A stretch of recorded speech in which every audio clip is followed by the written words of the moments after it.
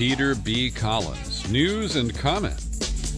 It's Wednesday, September 14th, 2016. In a chilling attack on the First Amendment, the University of California at Berkeley has suspended a class after Zionists complained of pro-Palestinian bias. This is a very disturbing trend.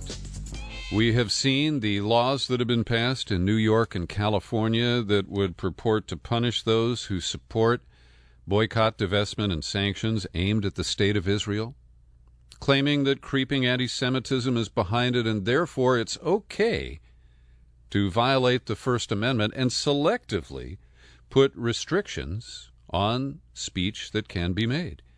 Well, yesterday, the embattled chancellor of the University of California, Berkeley, Nicholas Dirks, who has resigned but not left, it's not effective until the end of the school year, he responded to complaints from 43 Jewish and civil rights groups and, in turn, suspended a student-led one-credit class led by an undergraduate student, which is called Palestine, a Settler Colonial Analysis.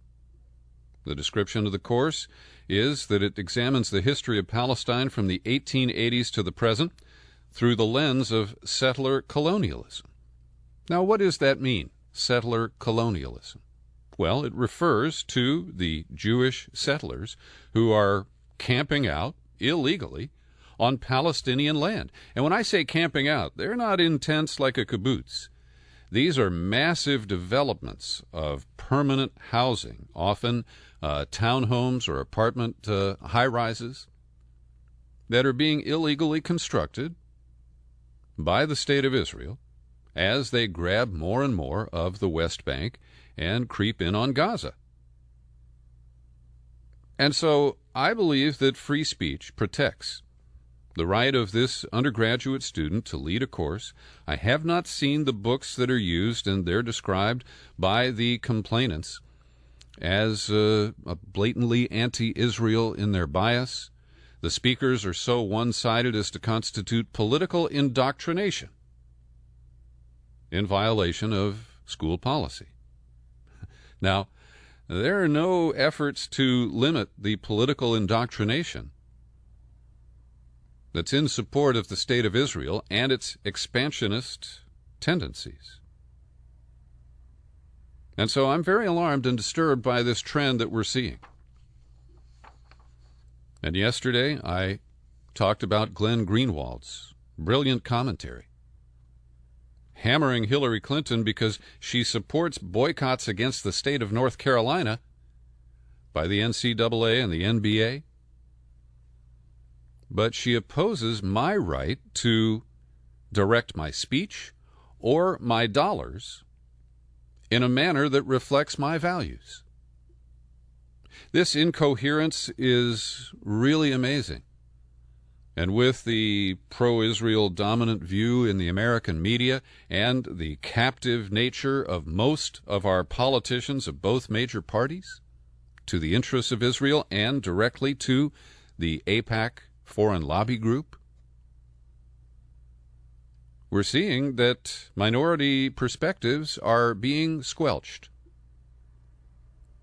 And I am bitterly opposed to this. Now, this course on Palestine was among 194 student-led classes this semester at Berkeley, and it reflects the interests of the student who led it and the students who sign up for it.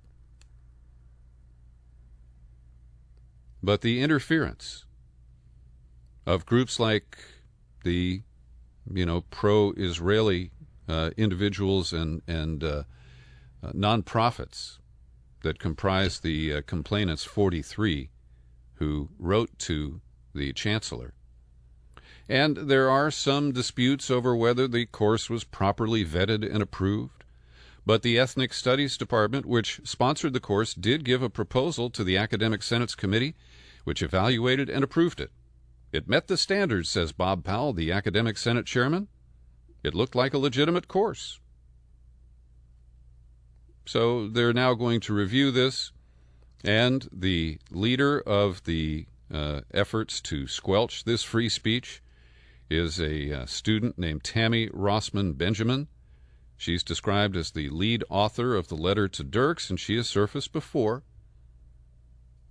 in efforts to limit expression by people who don't agree with her Israeli or pro-Israeli views. And she said, "This is a great day for students at Berkeley." If you go back to the mid-'60s, Mario Savio, the free speech movement,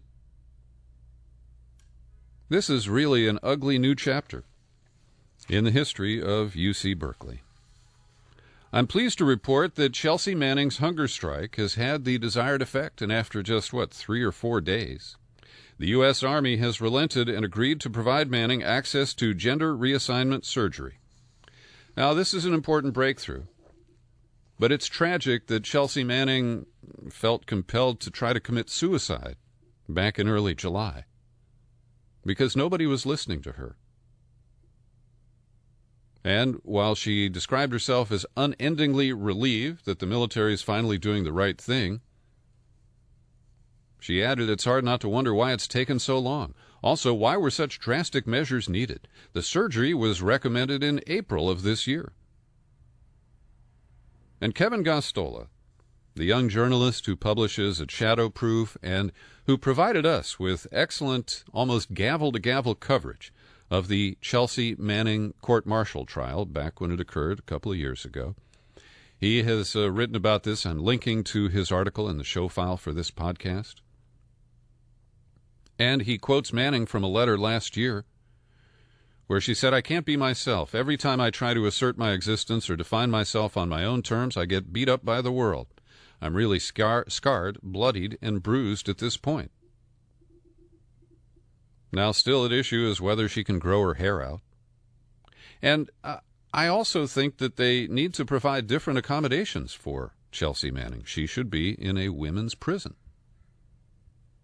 I know I can hear the howls from, the pro-military and right-wing and the, bathroom war fighters. But come on. Let's accept that Bradley Manning no longer exists. Chelsea Manning is identifying as a female. And I don't know where there's a military brig for women, but there's got to be one. And that's where Manning should be reassigned. And, of course, that attempted suicide in July, it's so ridiculous because they're claiming that she resisted the cell team when they tried to remove her from her cell because she was unconscious at the time. And that is being viewed as some kind of resisting arrest or resisting a proper order of a prison official or prison officer. So I am pleased to see this and report it to you. And I hope that we're going to see just better treatment. And I hear so many people praise Barack Obama for the changes that have occurred while he was president. We have marriage equality now. But Obama didn't lift a finger to drive that important change, yet he basks in the glow. I see people comment on this all the time.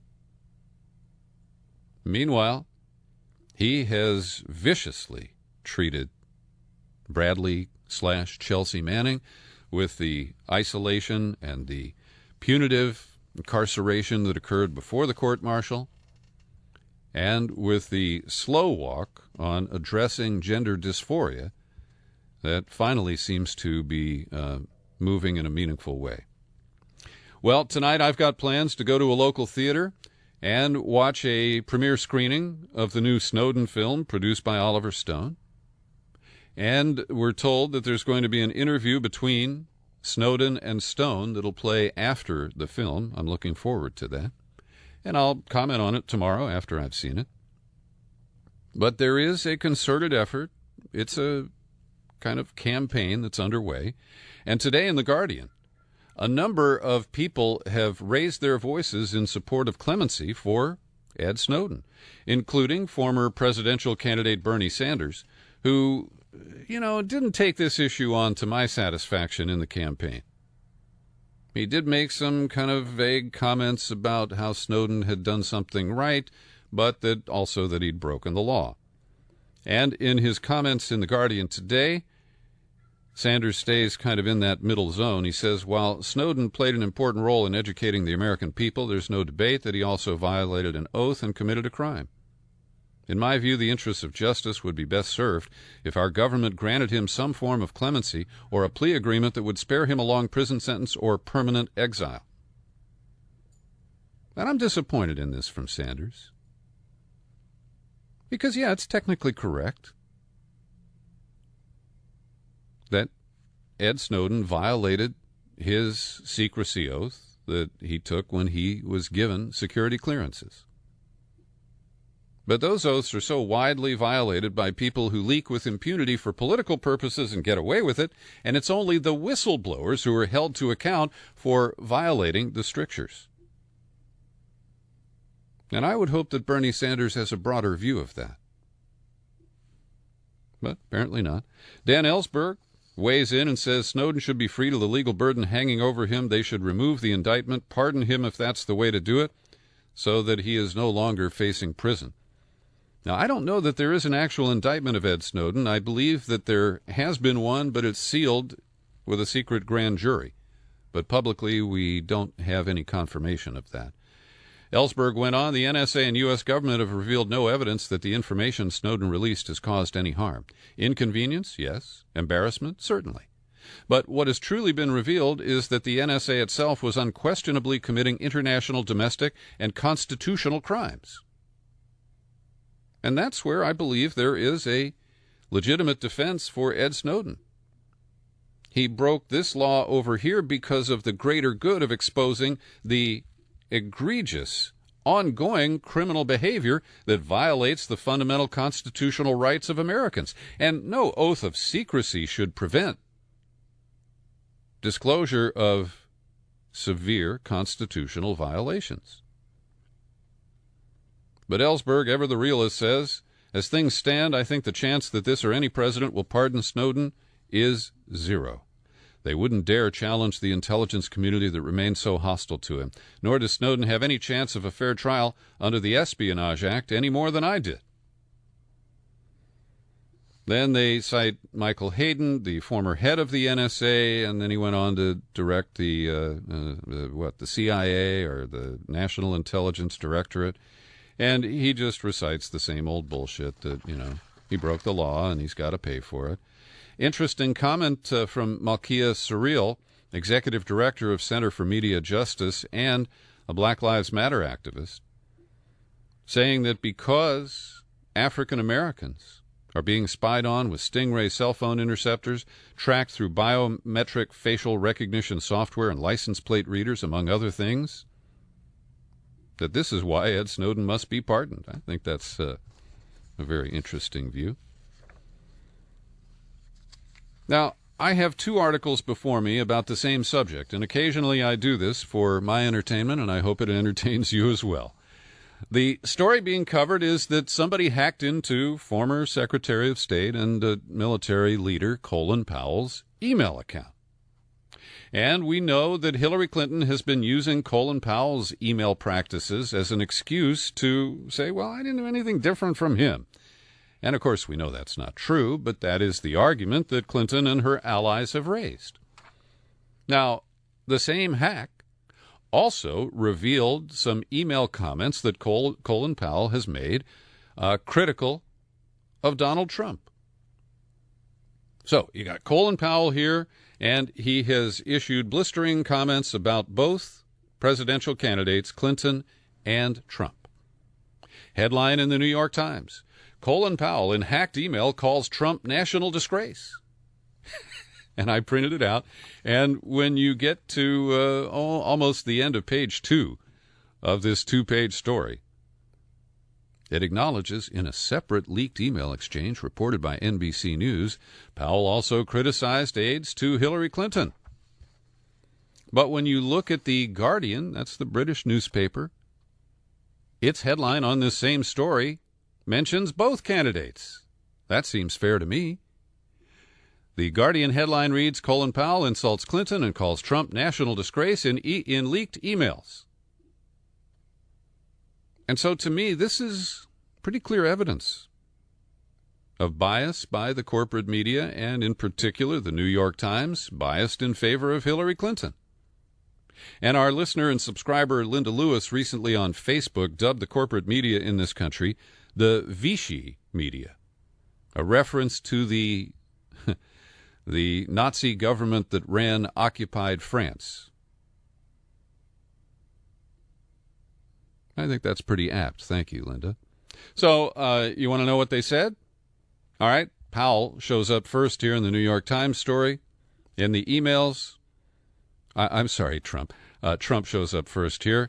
Powell called him a national disgrace, an international pariah. And he accuses Trump, the Republican nominee, of having embraced what Powell called a racist movement when he questioned the validity of President Obama's birth certificate.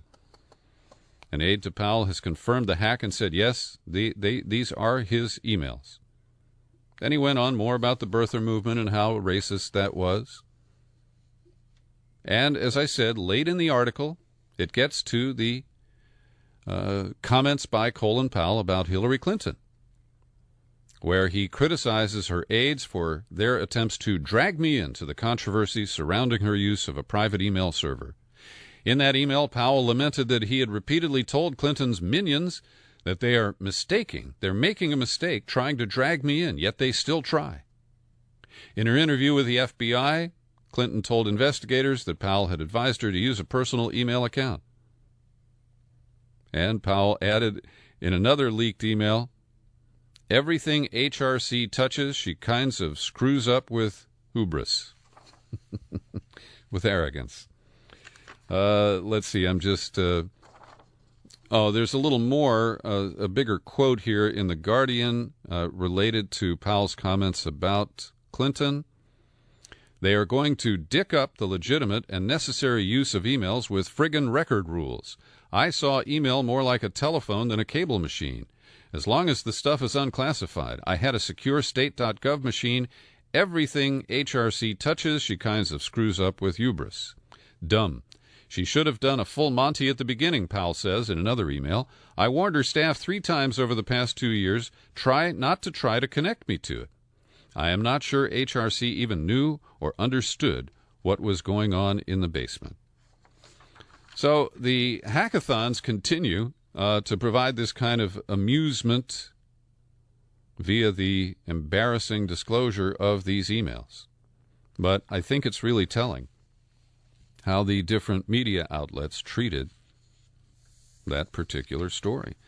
Every day I pause for a second and thank the people who support my work at the Peter B. Collins Podcast with your subscriptions. Joe Clarici, Brian Massey, Andy Krieger, Benny Alto, they show up on the top of the list today for their recent payments, and you can join them. Come on over to peterbcollins.com. You click on the menu button, then click on Become a Subscriber. You go to the sign-up page. Our bonus books there are displayed if you take out a $50 annual subscription and give me a mailing address in the U.S. I am still holding copies of Andrew Bacevich's powerful new book called America's War for the Greater Middle East, and I have 1 copy of that, and I have 1 copy of the book about the SLA and Patty Hearst by Brad. I'm trying to read his name from all the way across the room here, but it was Brad. It's called Revolution's End. So if either of those books interest you with a new annual subscription, let me know, and we will take care of business. And the Peter B. Collins Podcast, The Daily, is now available every day on YouTube. A lot of people have the YouTube app on your phone and other gizmos, so it's an easy way to get the podcast. You can put Peter B. Collins in the search window at YouTube, or use the handy link that's in the show file at peterbcollins.com. Jason Leopold's been busy. He's in Washington. I am trying to schedule an interview to catch up with him on a number of issues, including the Hillary Clinton email scandal and other matters that he's been covering. But he never stops. Mr. Foya has filed all those lawsuits that really pressed the release of the Clinton emails. And now Jason Leopold and Vice News have sued the IRS. They're suing, asking them to disgorge the audited tax returns of Donald Trump from the years 2002 to 2008. Now, I think this is kind of a reach, but I think it's an effort to smoke out the truth about whether Trump is actually being audited presently and why that prevents him from releasing the tax returns that he filed. He can amend them through the audit and change them, but he could release what he filed with the federal government. So I think this is an unusual effort, but it reflects that there is a sense of urgency here, and the American people deserve to see these records that Trump has said he would release if it weren't for this damn audit.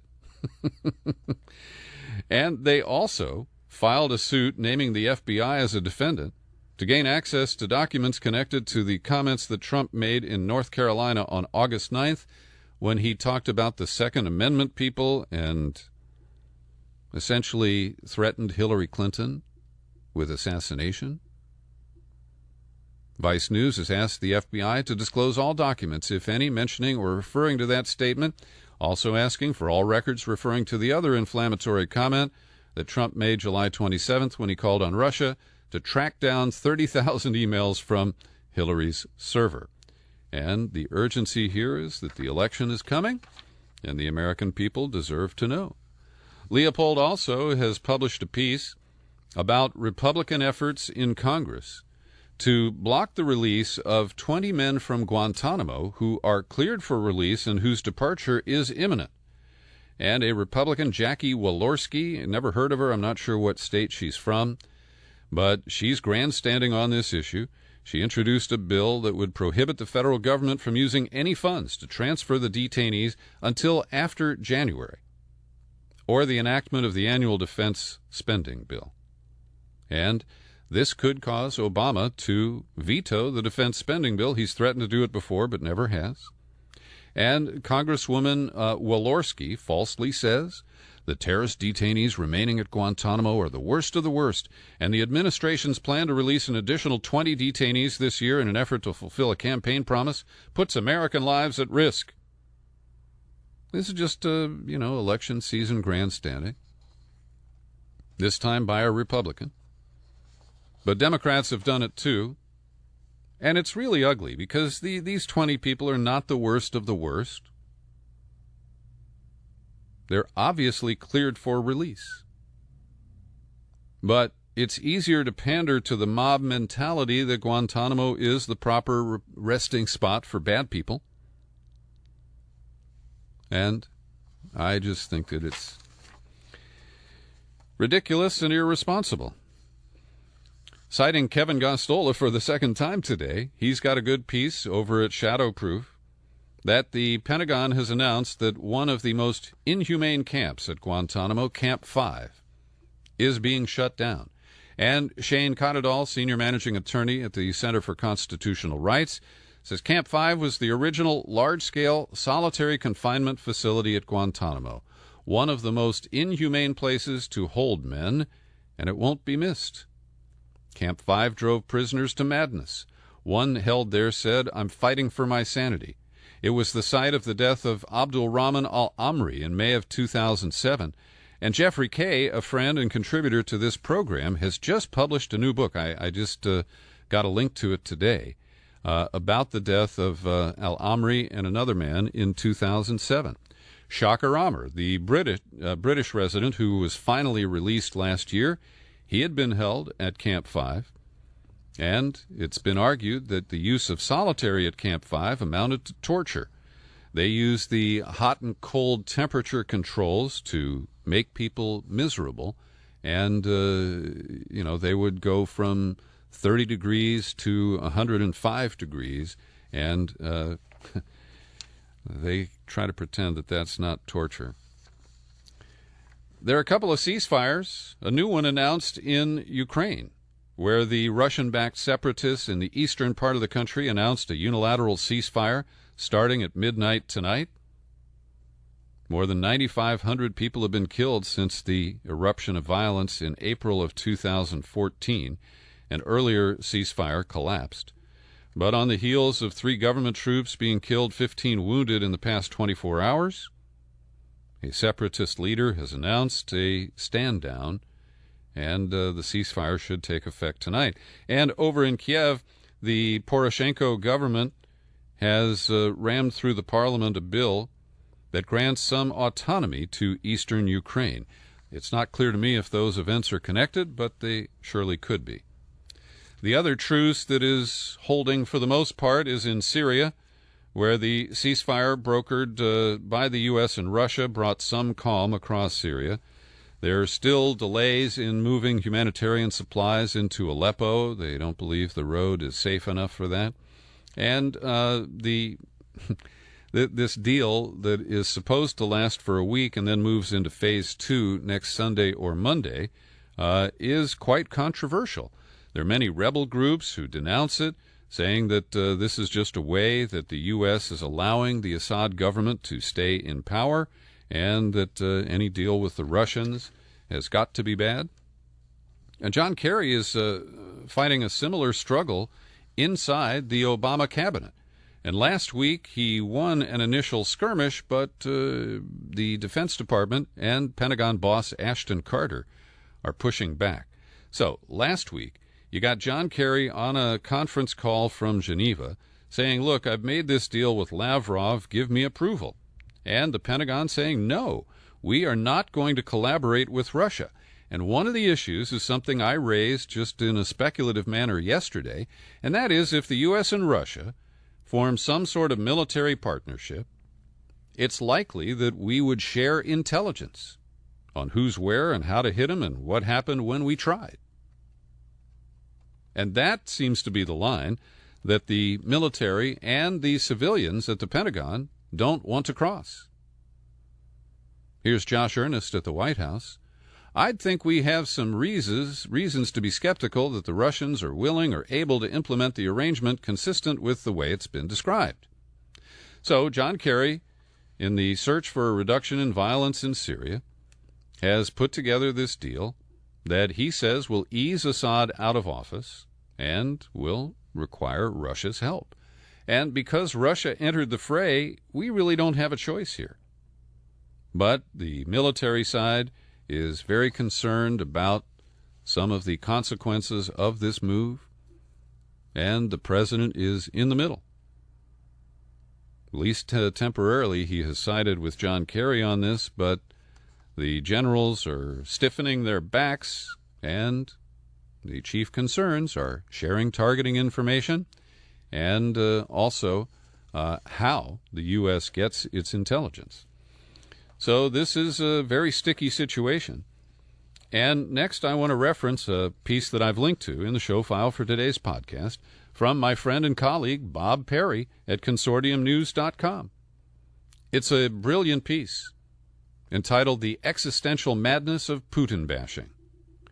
And I argue that Putin bashing has become more popular than playing Pokemon Go in the United States during this election cycle.